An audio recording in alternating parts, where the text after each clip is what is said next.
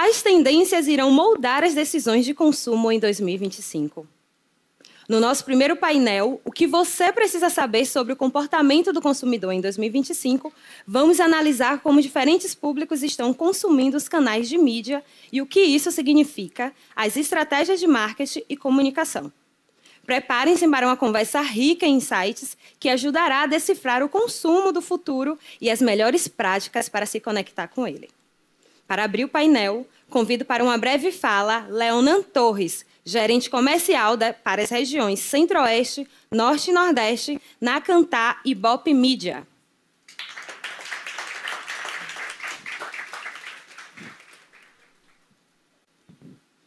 Alô. Bom dia. Bom, queria agradecer à BMP pelo convite, agradecer aos colegas que participarão também do nosso painel, a Ana e o Edu. A gente vai trazer um pouco, para enriquecer essa conversa, algumas informações que a gente vai tratar aqui sobre comportamento do consumidor e sobre as semelhanças e diferenças entre as gerações, tá? Então, a gente inicia aqui primeiro falando das composições etárias do nosso país.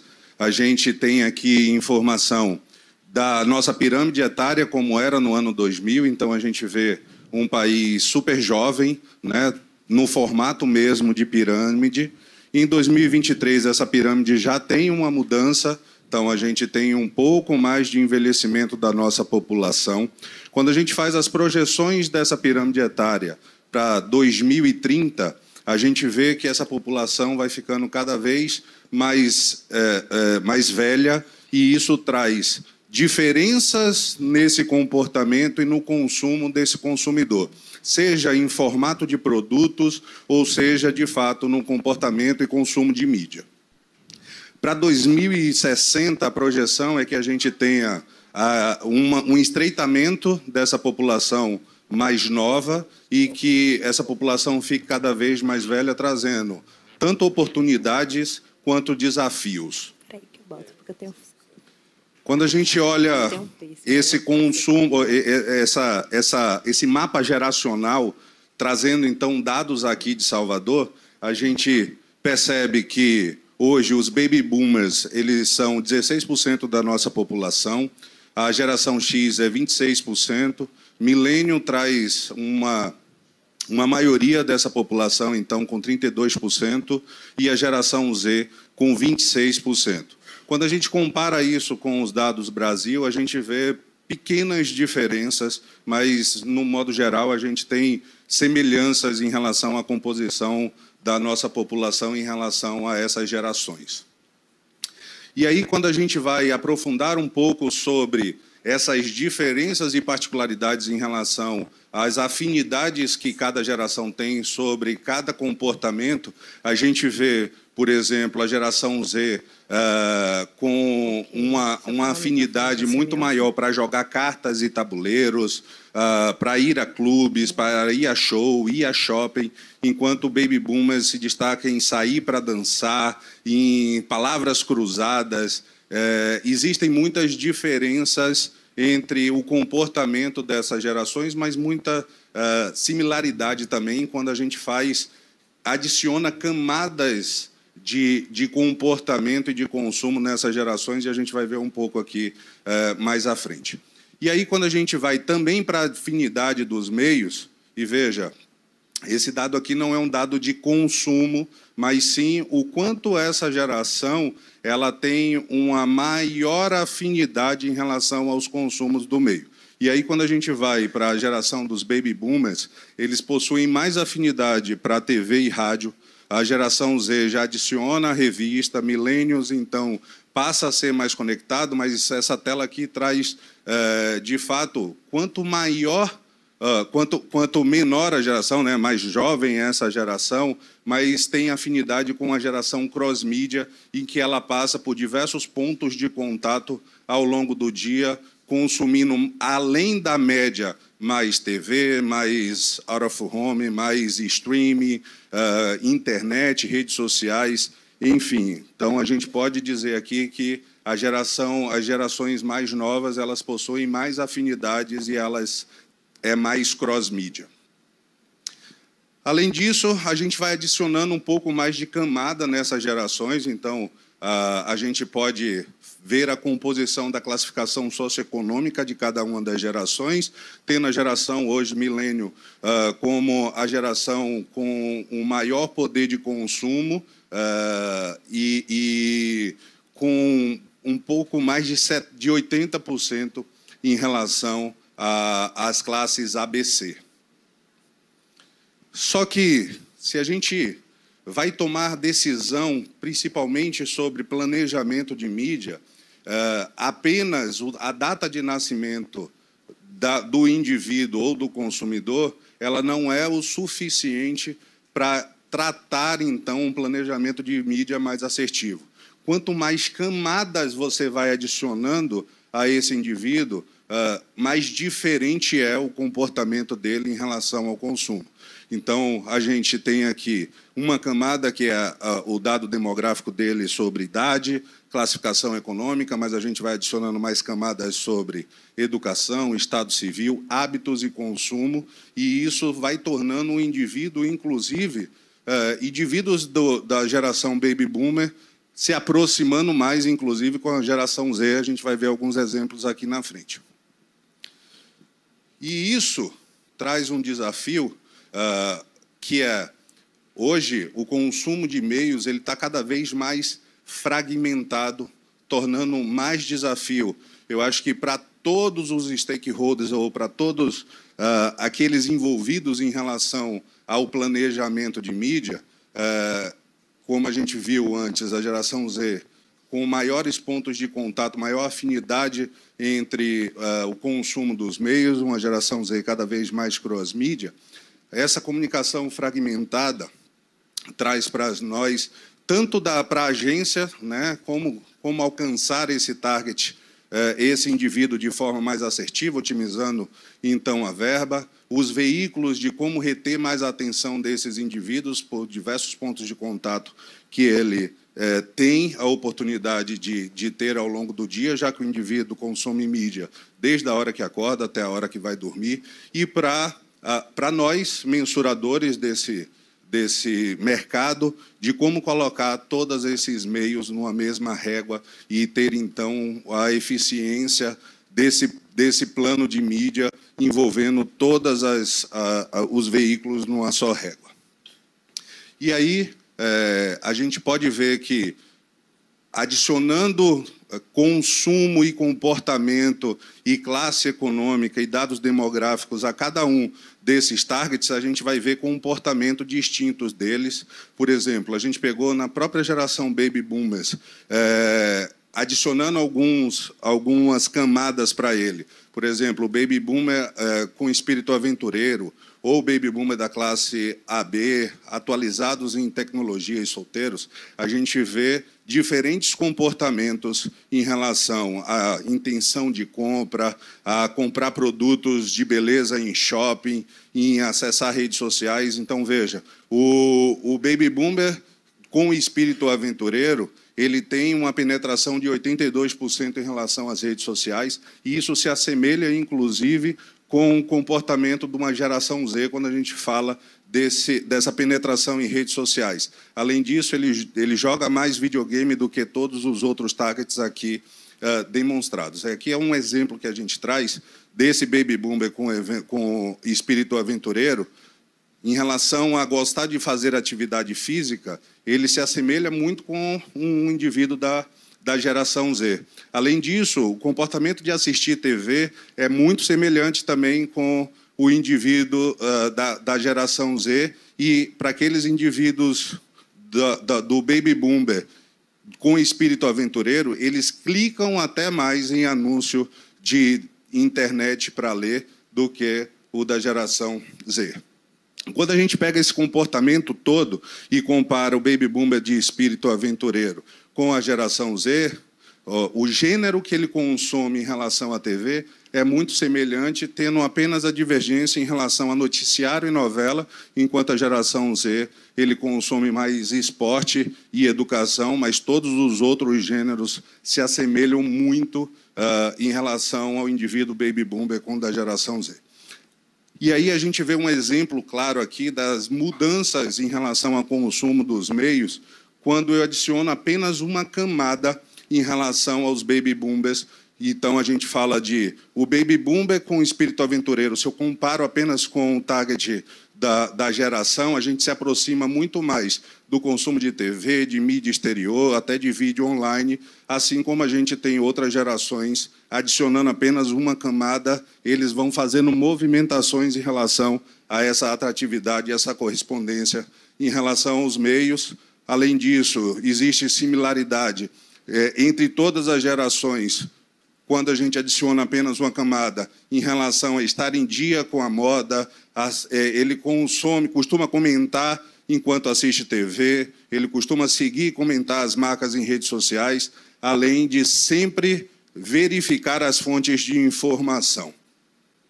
Por último, a gente traz algumas semelhanças em relação às marcas aqui, os baby boomers com espírito aventureiro. Tem muita semelhança em relação aos outros targets das outras gerações, em relação a marcas tradicionais, à inovação e ao luxo. Tá? Isso aqui é apenas um plano de fundo que vamos enriquecer mais nesse painel, então, com os outros convidados.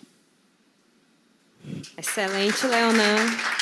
Muito obrigada. Por favor, se acomode, fique aqui conosco no palco. Agora, para mediar esse painel, convido Ana Queiroz, sócia executiva da Mundo Real, consultoria em marketing e estratégia. Convido também Eduardo Teixeira, head de produtos e inovação da Nains. Sejam todos muito bem-vindos.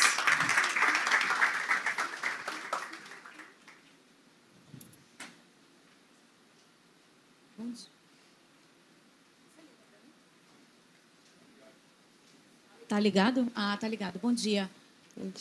Sentem aqui. Pode pegar minha bolsa aqui, ó. Isso. Bom dia, gente. Tudo bem? Antes de qualquer coisa, muito obrigada pela presença de vocês. Sala cheia. Espero que a gente tenha um encontro legal aqui. Bom, para a gente já começando... Bom dia, companheiros. Edu, Leonan. Para a gente já começar aqui direto ao ponto... a gente acabou de ver, né, a mudança da estrutura da nossa pirâmide demográfica e dados de uma palestra extremamente interessante que aconteceu no SXSW sobre a integração intergeracional aponta que a idade de 70 anos é a idade que mais cresce no mundo. Então, a gente vai ter menos gente nascendo e mais gente vivendo. E isso provoca... Eu já vou começar aqui trazendo, né, para vocês, para a gente pensar juntos e ouvir de vocês, que eu estou aqui para levantar a bola e vocês fazem o gol. Isso traz oportunidades imensas do ponto de vista econômico, né?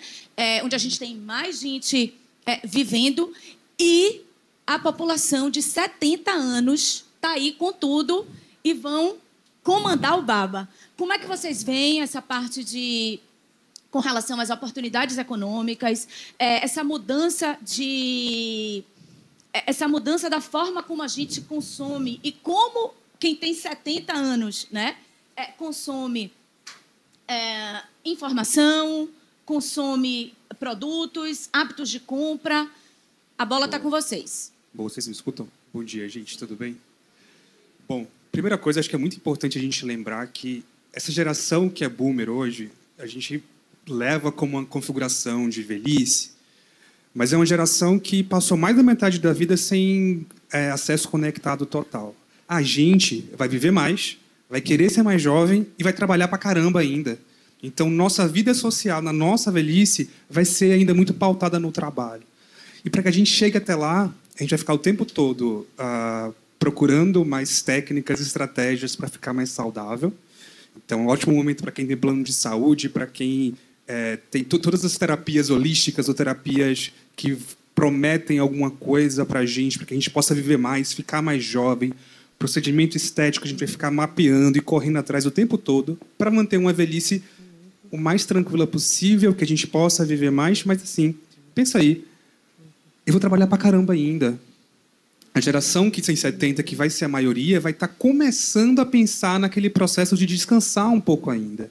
Então, muito da nossa organização social de vida vai continuar no trabalho, a gente vai continuar nas correrias, por mais que a gente tente o tempo todo buscar aquelas estratégias de fuga, né? De se desconectar um pouco mais, ou tentar, pelo menos, se desconectar um pouco mais, de tentar estar mais tempo fugindo da solidão.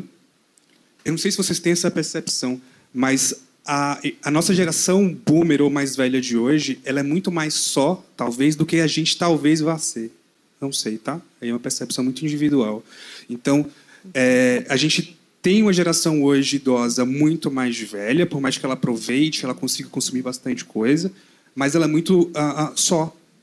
Então, todos os aspectos que deixam essa geração só hoje em dia, a gente vai tentar ir sanando aos poucos. Seja sanar a solidão com inteligência artificial, com assistente virtual, seja realmente se conectar com mais pessoas, e, naturalmente, isso vai mudar muito a maneira como a gente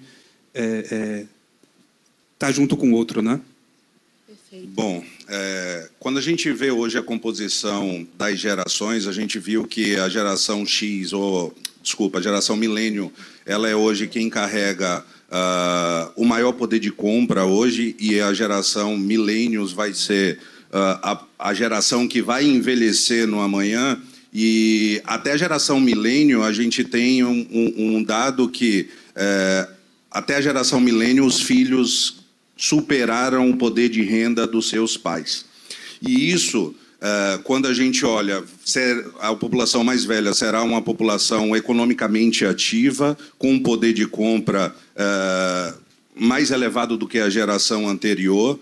E a gente vê nesse estudo que a gente traz aqui que traz ainda mais desafios quando a gente pensa no planejamento de mídia ou nos produtos, porque o Brasil, como um país continental como a gente tem, qualquer camada que você adiciona, isso muda completamente o consumo desse indivíduo.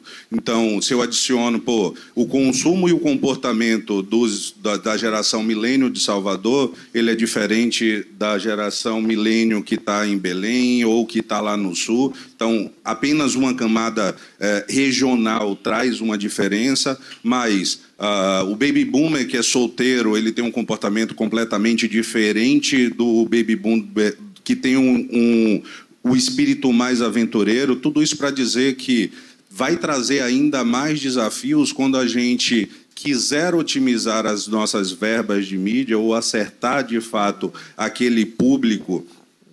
A gente não vai poder apenas definir esse comportamento pela data de nascimento dele, mas a gente vai ter que aprofundar cada vez mais em camadas, ou a gente vai precisar cada vez mais de informação e de pesquisa para que a gente possa otimizar, então, as verbas de mídia e poder acertar esse público num universo de diversos players e diversos veículos disputando a atenção de cada um desses indivíduos.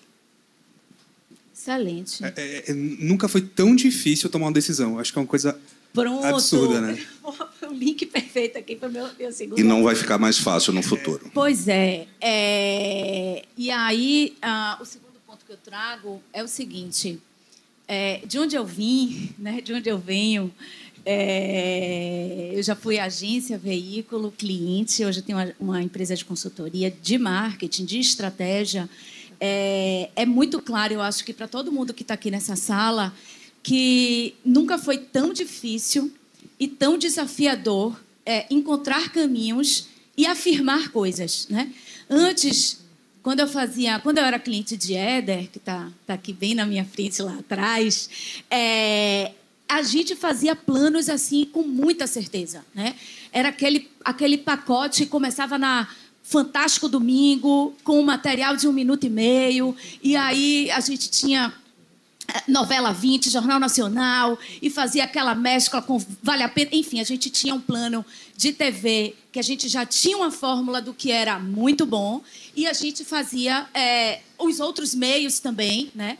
Mas a gente sabia, cortava e aumentava plano fazendo ressonância magnética, porque na minha cabeça aquilo já estava muito bem delimitado, formatado, estruturado. E hoje a gente vive um mundo em que existem muitos caminhos e pouquíssimas certezas, né? O que traz um desafio muito maior para a gente desenvolver estratégias, né? E dentro do nosso trabalho no dia a dia, eu digo, nada mais difícil hoje do que você estabelecer um caminho, obviamente, que tenha toda a coerência, né? Sentido e que é ligado que atenda ao objetivo, etc. Mas assim, me dá uma sensação, e aí é certeza, né? Das poucas certezas que a gente consegue ter hoje, de que mais do que nunca você ter um planejamento e uma estratégia para minimamente saber onde você está e onde você quer chegar e você criar um caminho minimamente para isso, hoje eu não vejo outra saída. Não sei se vocês viram, mas a Oxford lançou a palavra do ano e foi brain rot, né? Que é basicamente um feeling de... É o cérebro apodrecido, né? O cérebro apodrecido, fedendo já, a fumaça saindo. E basicamente isso é fruto daquele processo que a gente tem de ficar scrollando nos nossos feeds, vendo coisa pra caramba, porque a gente acha que tá vendo tudo, mas, velho, passou um segundo, passou 2 publicações, você esqueceu, acabou. E no fim das contas você perdeu tempo, porque você não lembra de nada. Então, quanto mais a gente acha que no fim das contas está sabendo de tanta coisa, no fim das contas não está tão assim, não. E isso, eu não estou falando só da geração mais nova, estou falando de geração idosa também. Todo esse aspecto de solidão desse boomer de hoje, ele é suprido principalmente por consumo de mídia social. Talvez não seja o principal usuário, mas está ali, sendo um grande companheiro. Total. Meu sogro fica lá o tempo todo dando scroll, quando não está no joguinho dele, no dominó dele online, ele está dando scroll lá no TikTok dele, no Kawaii dele, sabe? Então é o grande companheiro para alguns momentos. Mas, pensando nesse foco justamente de facilitar uma decisão, é natural que a gente vive numa economia de ansiedade. Eu quero escolher rápido. Então, aquela marca que consegue trazer para mim o caminho mais rápido, ou consegue me educar durante mais tempo para facilitar a minha decisão, poxa, eu vou escolher ela. E pode parar para pensar, tá, gente? Eu acho que é um exercício que vocês têm que pensar com as marcas que vocês escolhem mesmo. Escolhe aquela que te ajuda mesmo, porque ela que, no fim das contas, está facilitando o processo. Acho que é natural que a gente vá escolhendo elas o tempo todo, né? É tanto impacto, tanta coisa acontecendo, que a gente tende a chegar mais próximos delas. A gente estava conversando ontem sobre hiperpersonalização, né? Então, eu tenho capacidade hoje de segmentar, de atingir qualquer pessoa por faixa etária, por horário, sei lá, de acordo com a previsão do tempo, de acordo com a maneira como o tráfego da cidade está rodando. Mas isso não quer dizer que necessariamente essa pessoa vai conseguir me ver, né?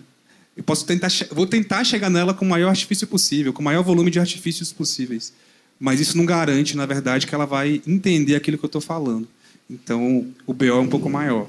Eu acho que o desafio, primeiro, nós estamos inseridos no oceano de informação, mas eu acho que, primeiro, extrair a informação que, de fato, tem relevância, e mais, a gente tem uma limitação cognitiva. A gente está imerso num oceano de informação que a gente é bombardeado ao longo do dia por diversos pontos de contato, seja de marca, seja de rede social, de feed, enfim, que eu acho que traz desafios para todos, né? Imagina uma marca tendo que reter a sua atenção e passar a mensagem que ela quer durante um dia que você está imerso e que o dia continua tendo 24 horas, mas a cada dia mais surgem novos players, a cada dia mais surgem novos veículos. Então, você ter uma estratégia cross-mídia, porque não é mais ou TV ou rádio, né? Você falou que tinha uma estratégia de que, eu utilizava a TV e isso resolvia a minha vida. Mas tinha outros também. Não, claro. Eu dei só o exemplo de TV, mas eu acho que cada dia mais hoje, assim, não é o esse meio ou aquele, é o I. Então, tem que ter a TV, tem que ter o rádio, tem que ter as mídias sociais, tem que ter o streaming, porque, ao longo do dia como um todo, você é exposto a diversos pontos de contato, e isso traz desafios para as marcas de poder passar a mensagem e ser compreendida por esse indivíduo nesse oceano de informação em que ele é mergulhado. Então, para as agências de como fazer esse planejamento e conseguir atingir esse público nessa jornada que ele tem ao longo do dia, e para nós, mensuradores do mercado, de como colocar tudo isso numa mesma régua e poder trazer a informação mais efetiva para o seu planejamento de mídia e você conseguir passar essa mensagem da forma mais adequada ao longo dessa jornada como um todo. Perfeito. No nosso aquecimento ontem, você comentou, Leonan, uma coisa super importante sobre de como hoje os planejamentos de performance estão ganhando um espaço, às vezes, tão grande e esquecendo um planejamento ligado a um fortalecimento de marca, um fortalecimento de imagem, né? Ao ganho de reputação, e como isso a gente precisa calibrar melhor, né? Perfeito. Hoje, e sobretudo depois da pandemia, onde a gente tinha as lojas físicas fechadas e o único canal de comércio passou a ser o e-commerce, você teve um boom do marketing de performance, que é aquele da super customização do público. Mas isso deu certo e continua dando certo até hoje, que as empresas têm destinado, ou não na sua totalidade, ou na maioria da sua verba, ao marketing de performance. Mas eu acho que existe e deve-se ter um equilíbrio em relação a marketing de performance e construção de marca, porque se você só faz o marketing de performance e você esquece do brand, primeiro, vai ser mais difícil você convencer aquele consumidor a comprar o seu produto da sua marca que não se comunica tão bem. E, consequentemente, o marketing de performance ele vai ficar mais caro. Então, deve-se existir um equilíbrio entre brand e marketing de performance, e eu acho que algumas marcas têm esquecido um pouco nisso, porque eles têm conseguido converter com o marketing de performance, com a hiperpersonalização, mas isso tem ficado e vai ficar cada vez mais caro se você não atrela essa estratégia de marketing de performance com a construção de marca junto. Vide exemplos que a gente tem visto, né? Empresas, marcas absolutamente recentes e mais modernas, né? TikToks e Spotify, estão no horário, né? na televisão, fazendo patrocínios. Então, o né? E é onde exatamente são meios onde você tem talvez uma oportunidade de ganhar uma autoridade, né? Maior, vender onde você atributos, né? Vende atributo, constrói reputação, e né? A gente está falando do ponto, mas assim, tem uma outra coisa que permeia isso tudo, que é desinformação. Por mais que a gente ache que a gente consegue detectar aquilo que é falso, que não é, a gente está passando por uma fase agora que nem a gente entende muito bem, que é de desinformação. Então, eu tenho deepfake pra caramba, eu tenho review no iFood que é falsa, eu tenho play no Spotify que é fazenda de bot, eu tenho like no Instagram que é perfil fake da Arábia. Então, eu, enquanto marca, preciso garantir, trabalhar uma estratégia de reconhecimento rígida e robusta para garantir que as pessoas confiem e vejam que eu sou verdadeiro. Porque vai ter um monte de gente falsa aí, vai ter um monte de tentativas de golpe ou tentativas de fraude que vão estar permeando esse cenário. E, cara, é muito difícil diferenciar. Difícil pra caramba. A gente tem um exemplo muito recente, assim, acho que há um mês atrás a gente tinha os painéis de outdoor da Paralela, todos voltados para anúncios do WhatsApp. E aí as pessoas se perguntam, nossa, por que o WhatsApp está fazendo campanha de out of home, né? Ela só está querendo fortalecer o atributo dela de credibilidade. porque o WhatsApp ele tem um código fechado e que nem todo mundo consegue acessar, a importância de você manter a sua privacidade das suas conversas. Então, esse é um exemplo claro de fortalecimento de marca que um nativo digital faz numa campanha, por exemplo, de Out of Home na cidade. Então, além disso, a gente tem nos reality shows da vida muitos nativos digitais, iFood, PicPay, TikTok, Kawaii, todos eles fazendo campanha de fortalecimento de marca. E eu acho que, se eles que são nativos digitais conseguem entender a importância disso, a marca que não acompanha essa construção, esse brand, eu acho que está perdendo uma baita oportunidade de, inclusive, de apoio e fortalecimento dessa campanha de performance.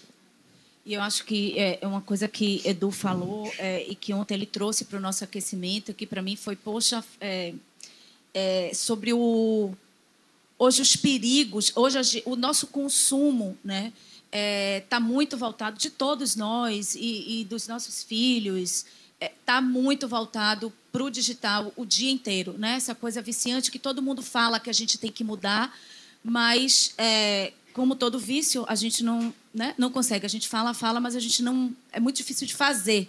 E nisso traz junto toda a questão de segurança e dos perigos envolvidos nisso, nas suas mais diversas instâncias, né?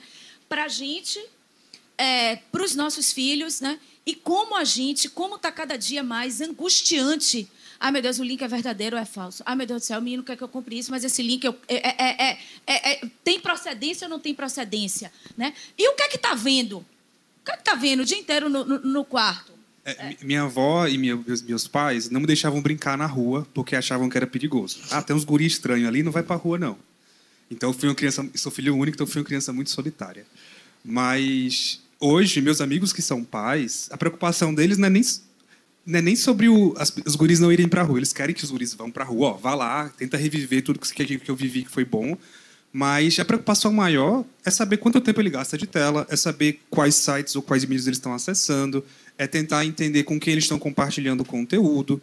Então, essa nova geração de pais que vai envelhecer enquanto pais, essa nova configuração de família, na verdade, que vai estar morando em locais menores, né? Então, você não vai ter grandes casas ou grandes playgrounds, você vai ter sempre espaços mais reduzidos.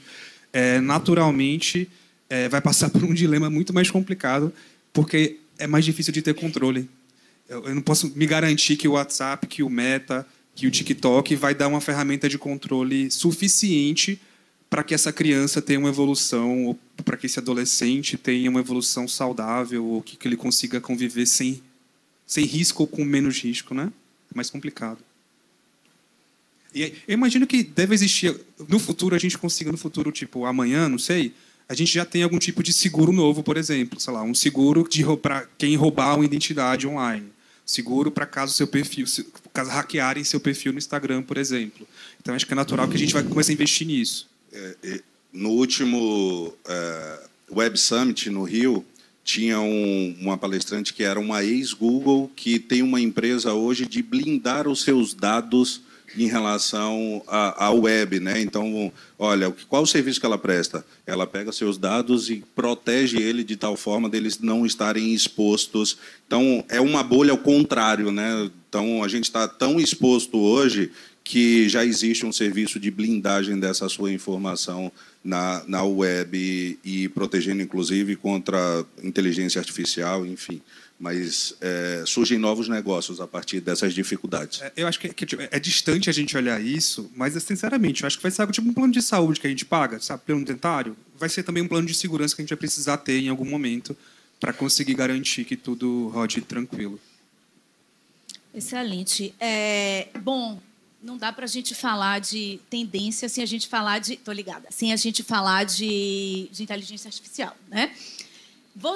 Está tudo muito novo, a gente está passando por uma nova revolução aí, que quanto mais a gente estuda e tenta se aprofundar, mais a gente realiza que diz, meu Deus do céu, para onde é que a gente vai? Que loucura, que swing doidão isso aqui. Vocês arriscariam falar algo sobre como isso pode influenciar e impactar no comportamento de consumo, para além do que a gente já sabe, né, de que, enfim, em alguma camada, assim, ou talvez mais próxima do trabalho de vocês, ou algo que vocês estão lendo e fazendo conexões aí mentais, de para onde é que a gente pode ir? Tem coisa pra caramba que dá pra falar sobre isso, né? Mas assim, essa foi... Essa é grandona. Essa, não, mas assim, ó, tem uma... Não sei se vocês já viram, tem uma série na HBO que chama Years and Years. Ela acompanha a vida de uma família inteira com o decorrer dos anos e a relação dela com a tecnologia. E tem um papel de uma matriarca, que é a avó, que ela tem acho que 2 filhos e alguns netos na casa, que é o papel que mais desperta atenção em mim, porque ela recebe uma Alexa. E nos primeiros meses, o que ela faz com a Alexa é pedir para acender a luz. Passou 1 ano, ela começa a pedir a Alexa para tocar música. Passou uns 4 anos, ela começa a pedir a Alexa para ligar para o filho dela. E ela começa a conversar sozinha pela casa. Passaram uns 10 anos, ela faz todas as compras pela Alexa. Ela consegue conviver com todos os vizinhos e toda a interação social dela está disposta por essa assistente virtual. E aí tudo que o Leonardo trouxe aqui, por exemplo, de conexão cross-mídia e impacto entre várias mídias, muito provavelmente, eu imagino, que a gente vai chegar no horizonte de inteligência, de muita coleta de dados, e aí, naturalmente, inteligência artificial, que vai ser permeada não só por esses meios, mas principalmente pela assistente virtual, que vai tentar reunir tudo isso e integrar tudo isso numa única experiência. Então, para que a inteligência artificial funcione, eu preciso coletar muito dado.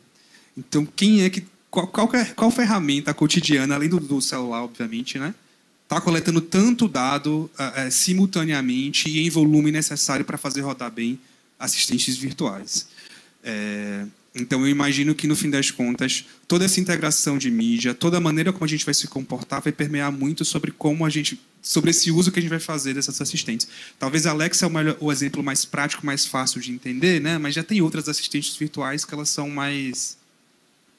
Eu não queria usar o termo invasiva, mas, enfim, elas penetram muito mais no nosso dia a dia. Bom, a primeira coisa hoje a IA generativa, ela permite que a gente tenha uma facilitação do nosso dia a dia do trabalho, de algumas tarefas, escrever um e-mail, fazer uma proposta, mas ela depende muito hoje de uma ação humana. Então, se você imputa lixo, é lixo que vai sair dali.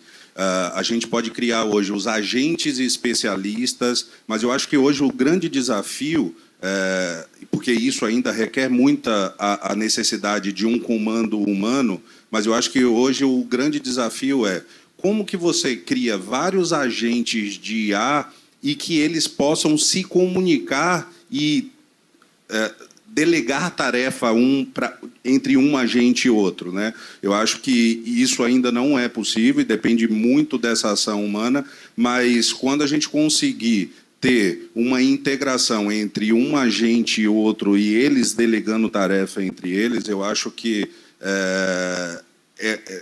é inimaginável o que pode acontecer no futuro quando a gente tiver hoje uma experiência de IA em que elas se conversem e aprendam ao longo tenham essa informação, essa coleta de dados e ela vá delegando uma tarefa umas com as outras. Eu acho que aí surge um novo universo e um novo olhar que se espera dessas IA generativas.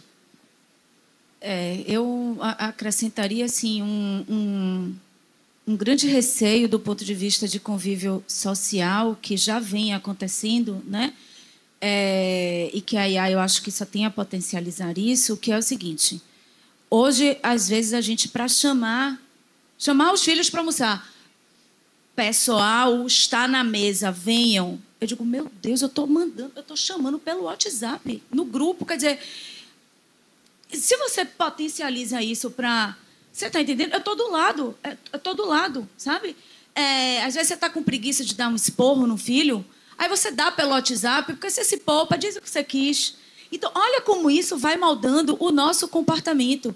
E, para finalizar assim, o show de horrores para onde estamos indo, neste sentido, claro, porque tem mudanças profundas, extremamente relevantes e positivas, né? e nós já estamos utilizando, ganhando esses benefícios de forma real com a inteligência artificial. Mas domingo eu estava com minha sobrinha, minha filhada que está fazendo intercâmbio, e falando no WhatsApp. E aí apareceu uma voz. Bia, está na hora de fazer a decoração de Natal. Eu digo, menino, quem está falando isso? Ela, não, porque meu pai é americano, programa na Alexa, o horário, ele não vem aqui me chamar. Eu digo, você recebe um announcement. Ela fala, gente, olhe isso do ponto de vista de comportamento. É uma loucura. Enfim, a gente precisa terminar aqui. Antes da gente terminar, eu queria que vocês dissessem assim, em uma palavra, uma tendência. E a minha, eu não vou falar tendência, eu vou falar um desejo, que é mais vida real. Que a gente siga, mas que a gente consiga ter essa calibragem um pouco mais saudável. Olhando para o futuro, tem uma palavra que eu já escuto hoje muito, mas assim, pensando mais ainda, a gente está falando de ansiedade. Tudo que a gente vai viver e vivenciar nos próximos anos, a maneira como a gente vai envelhecer, a maneira como a gente vai tentar conviver socialmente, vai envolver ansiedade. E talvez ela... É desesperador pensar nisso, né? Mas talvez seja a palavra que mais resuma, talvez, parte desse futuro. Em uma palavra, eu diria colaboração. Eu acho que a gente vive num mundo hoje tão cercado de telas que, no futuro, eu acho que a gente está tão próximo da tela e tão distante das pessoas ao redor que eu acho que, no futuro, tende a ter um movimento inverso e que as pessoas se aproximem mais e que abandonem um pouco mais essas telas e consigam conviver e colaborar de forma mais humana. Que seja. Bom, gente, antes da gente terminar, eu queria deixar 2 dicas com vocês. Uma, assistam Conspiração Consumista. Na Netflix, é super impactante, recomendo mesmo. E vocês vão lembrar, acho que um pouco também do nosso bate-papo aqui. E não deixem de participar hoje, às 10h40, do painel sobre as tendências que não mudaram em 50 anos, que Maurício Magalhães, meu sócio, vai conduzir com Vovô do Ilê. Então, imperdível, 10h40. Tá bom? No mais, nessa mesma sala aqui, tá? A gente nem sai praticamente. Então, bom, eu queria agradecer muito a participação de vocês, sala cheia, espero que a gente tenha contribuído e vamos seguir. Um beijo, tchau, tchau.